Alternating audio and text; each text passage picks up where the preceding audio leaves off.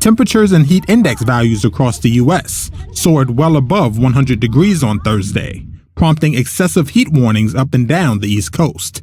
According to the National Weather Service, some 180 million Americans, about half the population of the United States, were under heat watches and warnings until at least Saturday. I don't think anybody can deny the impact of climate change anymore.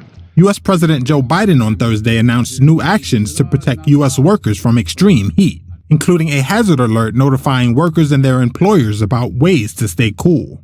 Even those who deny that we're in the midst of a climate crisis can't deny the impact of extreme heat is having on Americans.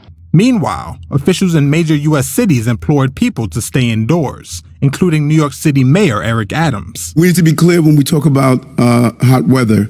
Heat kills more New Yorkers every year than any other kind of extreme weather event. And access to cooling is a matter of life and death. This is not our first heat wave, and with climate change accelerating, it won't be our last. The growing frequency and intensity of severe weather is symptomatic of global human-driven climate change that is fueling extremes, according to experts in the field. Climate change is here, it is terrifying, and it is just the beginning. United Nations Secretary General Antonio Guterres said on Thursday that July is on track to be the world's hottest month on record. The era of global warming has ended, the era of global boiling has arrived. The air is unbreathable, the heat is unbearable, and the level of fossil fuel profits and climate inaction is unacceptable. Leaders must lead.